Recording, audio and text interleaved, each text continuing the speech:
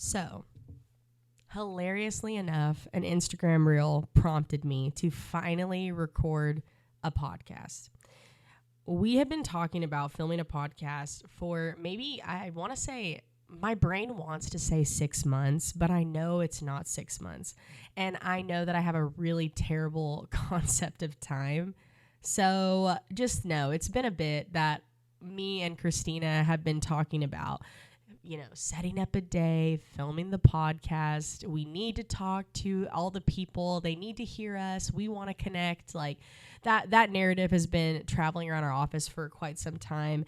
And it's just hard. I mean, not to mention Christina's about to get married in about, I think it's 11 or 12 days right now. So I am not about to bother her right before her wedding day just to film a podcast, even if I know she wants to do it too. So back to the meat of this Instagram reel. This is a warning. This is about to get a little bit mushy. Just ignore me. That's my vibe. So I'm watching this Instagram reel and it's this like dramatic road sunset situation, some kind of trending sound on Instagram. And the on-screen text says, this question's for the boys. What is something your significant other do that makes you know they love you? So I'm reading all the comments, and it's the most like teeny tiny things that I've ever read. One was when we cross the street and she'll just hold like one of my fingers, like when she lays her head on my shoulder, when she texts me good morning, when she buys me ice cream. That one made me laugh for some reason. I don't know why. But I'm reading all these comments and I was like, universe, please protect the men in these comments because they just seem so pure. And it was really, really cute. But anywho, that reminded me of clients that I helped this week. So this week I had like a bunch of client meetings for some reason. It was just a stacked up week, which I'm glad because I'm about to be out for Christina's wedding. So I want to make sure I'm there for all of them. And I was working with a lot of couples and all different stages. Like one is getting their wedding band because they're about to get married in the next like 3 or 4 months. And then the one that stood out to me was this man that came in really frazzled. It was like his first time ever coming into our store. And just for context, we have a brick and mortar store and it's been my family's business for 31 years. And I started working with them. I've always been around, but I started working with them full time for the last 4 years. And I launched Audrey almost a year and a half ago. So that's like catching you up to where we're at today. So, but I'm on the floor every day. Like I talk to people who come in, I take client meetings, even if it has nothing to do with Audrey. I'll help them with anything because first and foremost, it's like, I can do it. So why not? And Audrey is a passion project that I really enjoy doing. Anywho, so this man comes into the store. He is so excited and frazzled and maybe kind of like apprehensive, and he walks in and he was like, I can tell you're on a mission.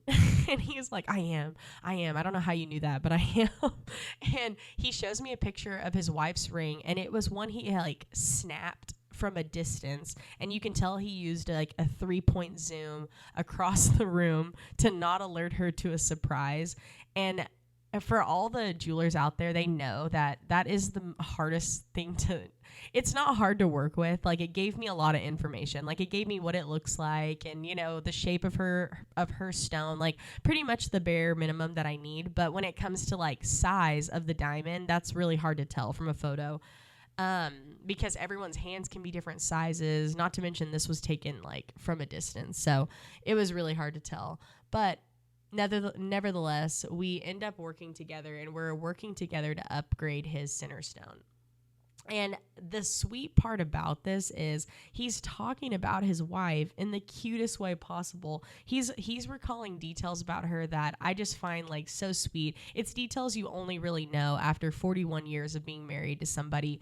And we're just like connecting really well. Like I can tell he expressed to me, he's like, I don't buy jewelry very often, the last time I did, I'm pretty sure was 41 years ago when I bought her ring. And I don't even know why I decided to upgrade her center stone. Like, what am I doing here? So I'm talking to him because I know it's an important purchase, and I kind of reassure him that, like, hey, you just let me know what you are prepared to spend. I'll give you as much information as you want, but I don't want you to feel overwhelmed in any way, because it's a sweet thing that you're doing, and I would love to help you out with it, because that's like your ideal client is someone who understands how sentimental jewelry can be. So as we're talking, I can't help it. I'm such a romantic. I ask everyone, how did you meet? How did you know? Tell me the gossip. And since he is really a sentimental dude, he told me everything about the first time he saw her. He just thought she was like the most beautiful person in the world. Everything down to like her little quirks that she does now. He's like, well, her ring needs to be this because XYZ. So he told me, and this is the cute part. I don't want to divulge too much info because it is private. Like when you're buying jewelry, I consider it private, but this is something, but they also don't live here. So they were out of state customers. So who knows? But his name was Jerry. His wife's name was Sherry, and her twin sister is named Terry. And that is something that I will never forget, because that's just too perfect. I think that's hilarious. So I was having a blast working with him and talking with him about what he wants to do. And he ended up falling in love with the natural diamond, which I love working with natural. I also work with lab. It's just a little less complicated, I would say, just because the price is so much less, and we have excellent lab grown pricing on top of the fact that we have the best of the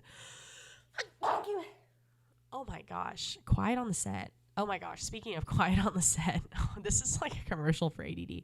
Speaking of quiet on the set, I just finished watching it and it broke my heart in half. So interesting the way they laid it out. And I think that everyone's going to really understand the message that they're trying to convey, because I used to go down YouTube rabbit holes about the Dan Schneider conspiracies. So to see it as an HBO documentary, I was so engulfed in it, and I binged it all in one day. It's not super hard to binge in a day, but my heart broke in half for the people that I used to watch on TV all the time. But anyway, what was I talking about? Oh, so this guy, it's so cute hearing him talk about how he met his wife. And I'm not going to go into too much detail because, one, like I said, I don't want to give away too much. And then two, that's not the point of this story. The point of this story is this: listening to how people used to meet. And I think there's a lot of like pros and cons to both, but it's so relevant to me right now because I am dating and I work in an industry where I work with a lot of couples. If I'm working with anyone who is single, it's mainly because they're about to get engaged or they're already in a relationship. So I see what it looks like when men like love women. Of course, I can tell when I see them together, I can tell, but I consider myself such an expert, and I'm not, but I consider myself an expert when it comes to knowing like when a guy is really, really interested in someone, because it's just like a twinkle in their eye. It's a little sparkle they get whenever they really like somebody, and it's just so cute to see. But I wanted to talk about it because that's my favorite part of the job. Jewelry, I believe, is very sentimental. I still have I have this little white gold sapphire band that my dad got me when I was in high school. And in high school, I wore zero jewelry. I was not interested in jewelry. I think it was something about being rebellious, maybe, because I grew up in it and I'm rebuking it for some reason. And then I ended up going to GIA and, end up getting into the family business anyway. And it was the best thing that could have happened. But when I was in high school, I wanted my own identity very much so. But anywho, jewelry is so sentimental, and you see it every day when people like that come in. He hasn't bought a piece of jewelry in 41 or 40 years, and he is giving it so much thought, and he ends up wanting to surprise her. So like the next few days after, her twin sister was in town. So I was freaking out because I was so excited to meet the whole gang after hearing so much about them. And her twin sister ended up marrying his best friend. So we're basically like, this clan is they've run together for like 40 something years. They're besties at this point. So when I'm talking to them, it was so cute. And the look on her face and was so hilarious because she was so confused what she was doing in a jewelry store. And then I walk out with the ring on a platter, like, do you like it? And she's, what's going on? She said, what's going on? Why am I here? And it was just really cute to see them all interact together. And I saw like tears well up, and it was just like a really beautiful moment. And that's like your ideal client. That is your perfect client when it comes down to like who I like to work with.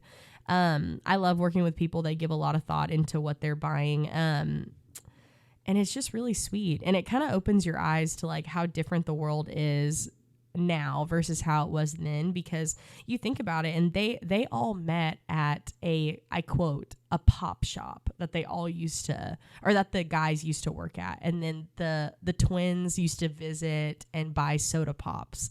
That is, I'm not even making that up. I think that's the most pure thing I've ever heard in my whole life. And now we all have dating apps, and I work with a lot of clients that are much older than me. So, and they are never afraid of asking me, are you dating anyone? So what's going on? Do you like, and they just ask like the hard hitting questions where I cannot get away with being cool and private. I can't be mysterious. I don't have a mysterious bone in my body. I'm such an open book, and sometimes that works in my favor and most times it doesn't. But I work with clients that are older than me, and they ask me questions that they just can basically read my mind. If I'm dating somebody and I'm like, oh yeah, we've been dating for like, we've been on a few dates, like he's nice, they'll just automatically say, oh, you don't like him. They just know. And I'm kind of developing that superpower right now, because you can tell when someone has that twinkle in their eye about somebody because they never stop talking about them. They think the most mundane things are so special, and that's how you know. That's how you know. I mean, it's just become so obvious. So anyway, it just seemed really prevalent right now, not to just get into like dating in general, but I've had so much perspective while I'm going through a breakup. I'm hearing people in love talk about, at many different stages, by the way, talking about their relationships. And I am blessed with perspective. I always say perspective is a blessing, because it's really easy to kind of like get in your own bubble and then think to yourself, I'm so discouraged, I'm so whatever. But it's when you talk to someone who has either been married for 50 something years or they're in their 80s and they're telling you about their life, that's when you really realize like this is just one day. It's one brick from the whole house. So how many analogies can I use in one sitting? But you get it. It's just a small part of it, and it's what makes your life really beautiful, but it just doesn't feel like that whenever you're in it. But I'm getting a lot of really, really good perspective from people, but that's kind of like the blessing and the curse of working in jewelry when you're not settled down, because you work with people who are, and it's just like a sweet thing. It's a sweet thing, and then it also can work against me. Like when my breakup was really fresh and everybody was asking me so many questions that I just really didn't want to get into, that's when it becomes a little bit like I wish I had my personal space.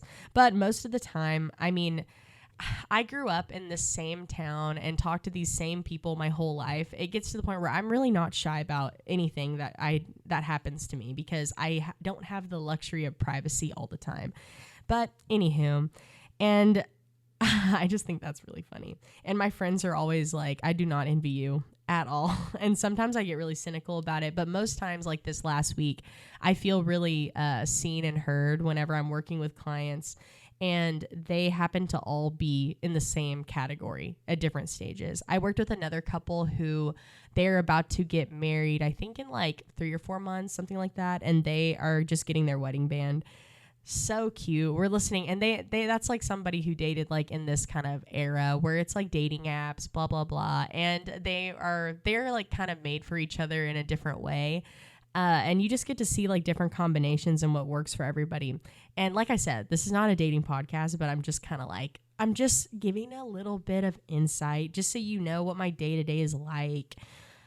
Anyway, so back to the engagement ring. So it's wedding season, not a surprise. I'm doing so many engagement rings. All are pretty much now a custom engagement ring. Everyone kind of considers even a solitaire when you pick the stone a custom, especially because most times you do have to alter it a little bit and they just automatically go in the custom bucket.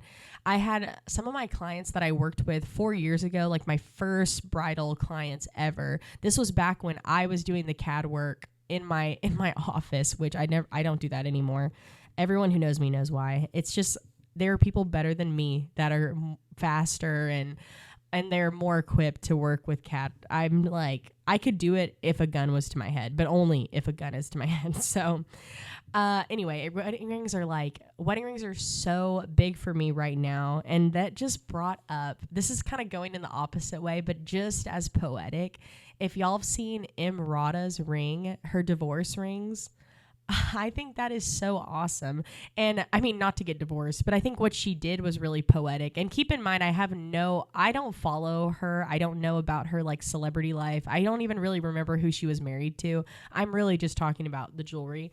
She took her Trois et Moi ring and she separated it into 2 rings. And I believe it was like a princess cut, something square and a pear shape. So, and how it's set up for when they're set together, the square shape is like dead on, and then the pear always is like leaning towards something. Pear is like the perfect shape to work with if you're making a trois et moi because it can go with literally anything.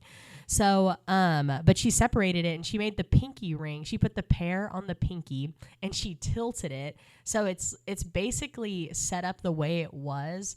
And then she took the square and she put 2 trapezoids on either side. And it made it kind of like a long band, and she's wearing them next to each other on different fingers with the same orientation but separate because it's divorce rings. So I think that's so cool. And I'm wanting to advertise that I want to make things like this with you guys. So don't feel like you have to have like a certain occasion or anything like that. I have some clients that are like, hey, I passed my test. I want to commemorate that. And it doesn't even have to be significant. It could just be a piece that you've had your eyes on that you know you're going to wear every day and enjoy. And I'll definitely help you make it. So I get asked this question a lot, so I'm just going to explain it. It's documented, it's recorded, it's in this podcast for you guys to hear, and it's the custom process. So for engagement rings, I feel like it's pretty straightforward. I like to work from the inside out. So I go through the process of selecting a center stone first. Usually that goes pretty smooth because most people know what they want.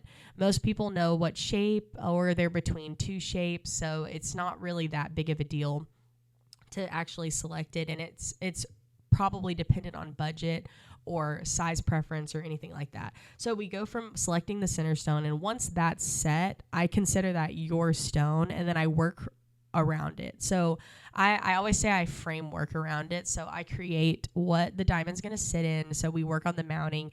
And most rings like solitaires have been really, really huge for forever.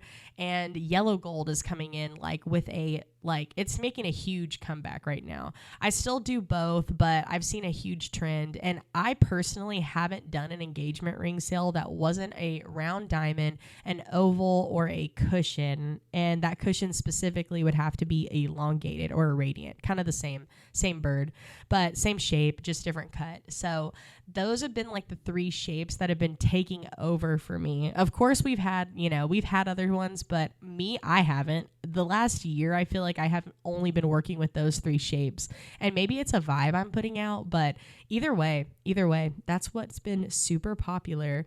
And that in like a yellow gold setting. So a lot of people have been doing solitaire, diamonds down the band, just like your classic, like that's going to be beautiful forever. That's actually, fun fact, what the man at the beginning of the story upgraded to a yellow gold solitaire with a round in the center.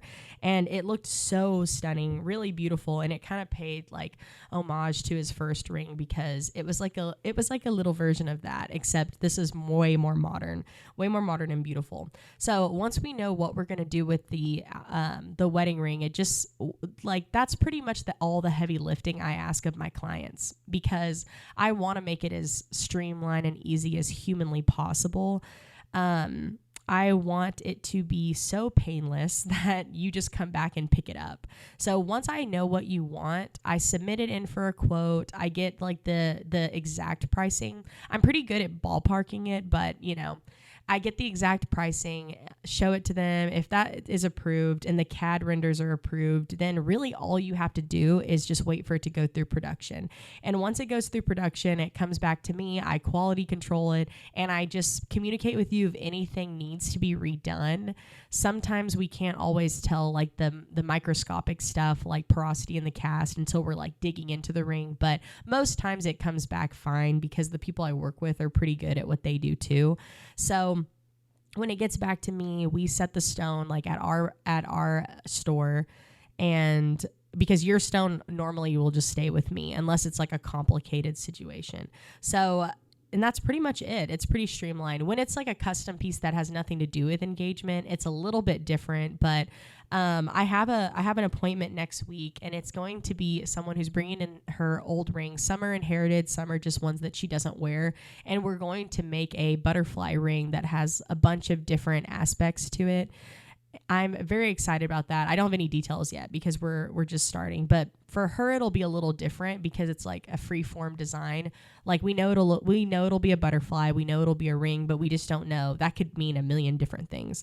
So I'm going to pull out some like different shapes, different types of butterflies, I guess, to show her so we can actually nail down like the shape of the wings. And then I have a few in store that she tried on so she could kind of see like size wise, like kind of like quarter size for the full butterfly. And it's pretty cool.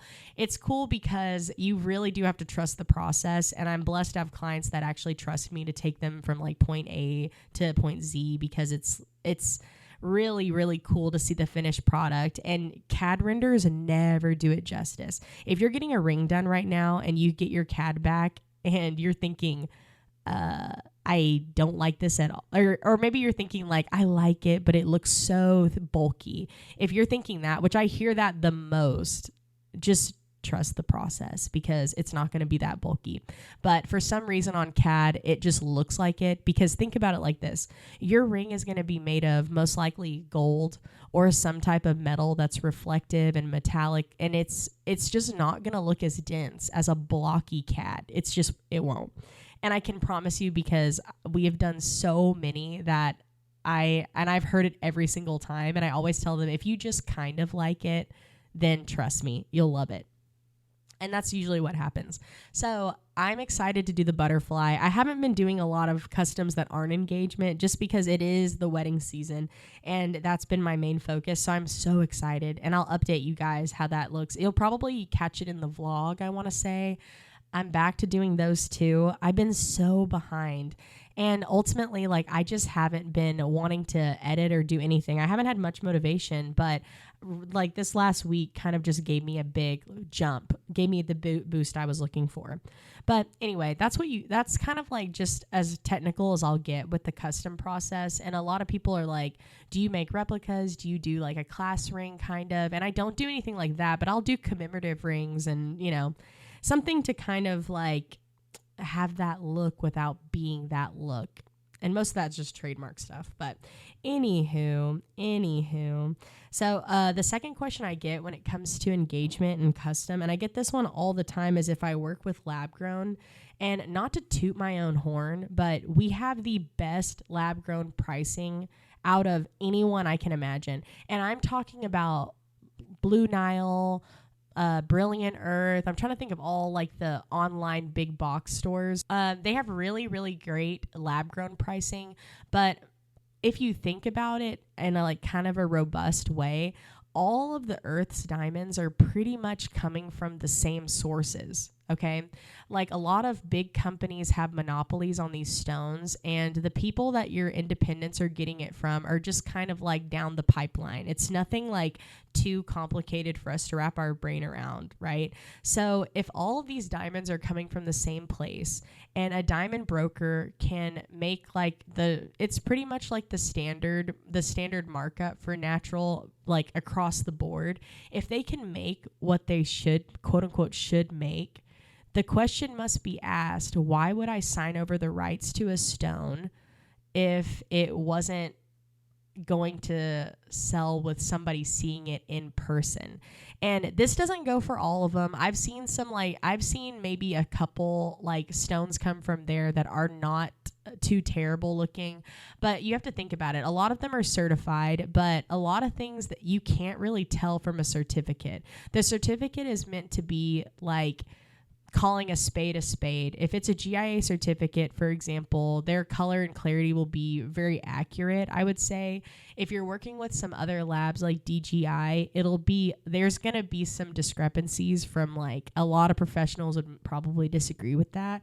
But if you have a certificate from a reputable lab, you'll get to see the color and clarity, but that actually doesn't affect the stone's visual value as much as you would think. 50% of the stone's visual value comes from cut. So if you're looking at the cut grade, that's a big one to look at. And GIA also doesn't document clouds. So if there's any cloudiness in the stone, they don't plot that on their stone plot. So your stone might have something that will not show on the cert, but be visible to you with the naked eye. And I know they have those videos. And trust me, I'm not saying don't do it. I'm just giving you my 2 cents, okay? Because I call in diamonds all the time that don't look like how I want them to look. So because we kind of use the same thing. Like I can look at my vendors' diamond logs and look at their like 360 videos, pull the certificates, check the cost, and sometimes it's too good to be true, and sometimes it works out really phenomenal. I had a customer who. I don't know why I said I call him like a dream client, because he came in and he told me, I want a 2.5 to 3 carat round diamond.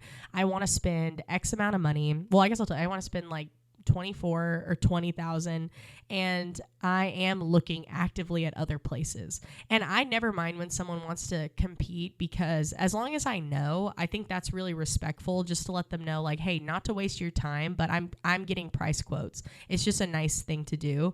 And he did that, and he actually bought a stone from somewhere else, but we had developed an incredible rapport with each other, and he was referred to me by someone that we have an excellent relationship. So he told me, I'm going to buy a stone from somewhere else, but I at least want you to look at it, and if you don't mind, you can help me set it. And I told him that I'd be more than happy to, and I appreciate him doing that. So I did my due diligence, and I knew what he bought from, I want to say James Allen. I can't remember. It's one of those online stores. I know they kind of blend together for me, to be completely honest with you, but he bought a 2.5 carat. It was a VS 1 or 2 H color. It's crazy how much I remember this, and this was like 3 years ago. He comes into my store. I was here to vet it, and I called in some to rival it. I didn't know that I didn't know what would happen. I just got it just in case. So I found a 3 carat, and it was 24,000 at retail, and I found a 3 carat that was stunning. The cut was mind-blowing. When I saw it, I could not even believe it was that cost, because the most of the 3 carats I was looking at that time were much more. Again, diamond prices have been like really turbulent, so take that with a grain of salt. This was many years ago, or 3 years ago, but you get it. So he comes into my store and he shows it to me, and I had some to compete, and with no exaggeration, I didn't even have to say it. He hated the stone he bought. And that's not going to happen every time. And I don't want the people who shop on there to be upset, because no judgment at all, because you can always return it. So if you get one that you don't like, you could always get another one. It's not, the only difference is you have to buy it. So if you come and work with me, I can pull all these stones and you can vet them out just with your eyesight, and you don't have any responsibility to purchase anything that I'm showing you.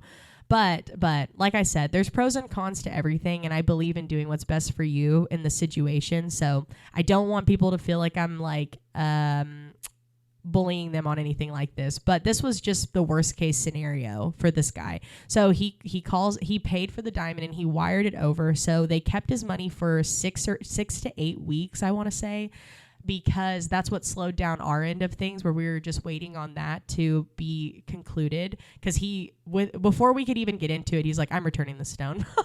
And we looked at the stones I had, and he ended up picking one that I had. And that's a customer I have to this day for life. And I would have had him as a customer anyway. I would have never kicked him out just because he bought a stone from somewhere else. I'll always help whoever. And we do that too. You can bring in outside pieces. We check and clean them. We do anything with anything. Okay. My dad is a believer of being for the people. So never feel wary coming in. We want to have that like open environment. So to kind of along these lines, a big question I have is, do I work with lab grown?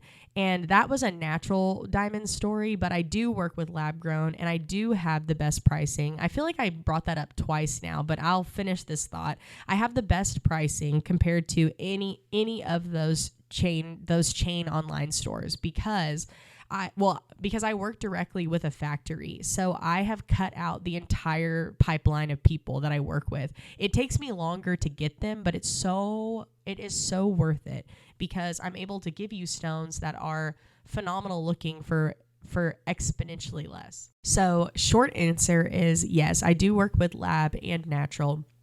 I don't discriminate against the two. I tell everybody the same thing. I want you to be educated with what you're buying. Ooh. Sorry, I felt like I was going to sneeze. But anyway, I want everyone to be educated with what they're buying, because if you're going to buy natural, you should know everything about that stone. And if you're working with someone you trust, there should never be a worry that you're going to have everything that you need about that stone. And I think it's important to know what questions to ask, but I go over everything anyway with people that I'm working with. But lab grown, it's a little more of a simplistic process, because we work with a lab that only produces IGI certified stones. And that's why it takes a little longer for us. So we can technically pick them right from this lab who's cutting them, sending them off to be IGI certified, and then putting them in their log. And it takes some of them take about 25 days to get to me, which is pretty long considering I can get stones in a matter of 24 to 48 hours. So it's so worth it though, because the customers that I've worked with, and it's not a secret, I've done so much lab grown this year, and our lab grown department has blown up. It's borderline rivaling our naturals, which we do every day too. So I don't like to discriminate between the two, because it's not a secret that lab grown has virtually no resale market, unless you're maybe doing an independent from independent, but that doesn't really count when it comes to a resale value, because it doesn't have any. We do all of ours final sale. Of course, there's special circumstances where we've taken some back because we knew them or whatever, but you get it. For the most part, all of ours are final sale for that reason, because there is no resale market. We give a lot more grace with our natural, because they have historically shown they have value afterwards. Would I say that is that a lot of people are like, but it's not a real investment. I kind of treat it like I'm buying my luxury bags, or like if I buy my designer bags, I could probably get money back for them, because they technically have value if they're in good condition. So the diamonds that have been resellable and buy backable, not a word, but I'm making it a word for this. Buy backable is diamonds above a certain size and above a certain color and clarity, because they're well sought after. But if you think about it, just right now, if you've had trouble selling diamonds, the market is really different right now, because you're looking at a market where lab grown is flourishing. And I don't think that'll be forever, actually, but I think it will be. It is and has been something for a lot of people. Think it's the future, and I think it is. I think it'll kind of have an equilibrium later, but for right now, it's flourishing, and there's no ignoring that. So if you're having trouble selling natural, it's probably for that. I would say if you're not in a hurry for it to be out of your life, I would save it for a rainy day and sell it whenever diamonds hit a spurt all-time high again. Like, to give you a little bit of perspective, when we were in COVID times, lab grown did exist. Lab growns existed for a really, really long time. It's just now very marketable right now. So that's why it's basically being shoved down your throats every time you go on Instagram, every time you go on YouTube, it's on your ads. Like they're everywhere because it's just really marketable right now. So during COVID, a lot of the mines shut down. So we were not able to get stones from Russia or Israel. So those mines shut down for a while just because they could not operate with what was going on. And not to mention the industry slowed down just because our stores have been closed for a certain amount of time also. So with that happening, it was very much like supply was very low, but people were still getting married. That was one thing, like you tell them you can't have a big wedding and people were like, love can prevail. I'm still getting married. So it's just that constant story. Supply went low, demand went up. We didn't have resources. So over the course in 2021 or 2020, I can't remember which one. Like I said, bad concept of time, but one of those 2 years, diamonds hit 13 price increases, which is abnormal. That is abnormal.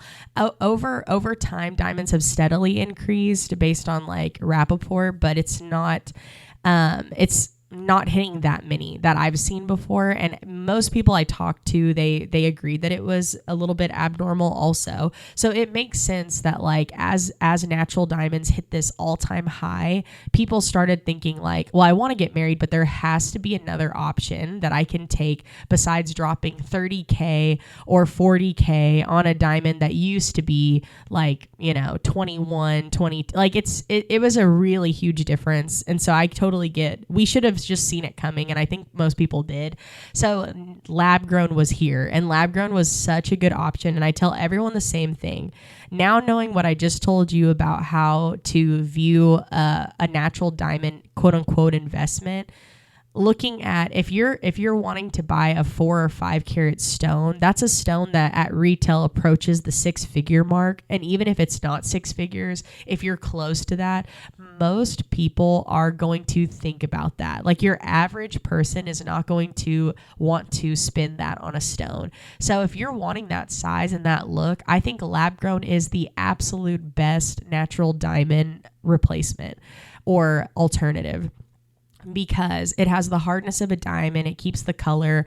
I don't mind moissanite at all. I don't work with it that much, to be honest. I have done moissanite rings before. I don't typically source them for people unless somebody really, really wants it. Like, I just can never tell anybody no, so I just do it. But I always recommend lab grown if you're not going to go natural, because it has all the aspects of, and it just like, I can tell the look, but I know some people can't. And if you have a moissanite ring, I think it's fine. I think the only thing about them is they sometimes can turn color. They can be tinted a little bit, like green or yellow over time, but most don't. Most don't do it noticeably, so it's not a big deal if you have it. Like, that's why I will work with it if my customer really wants it.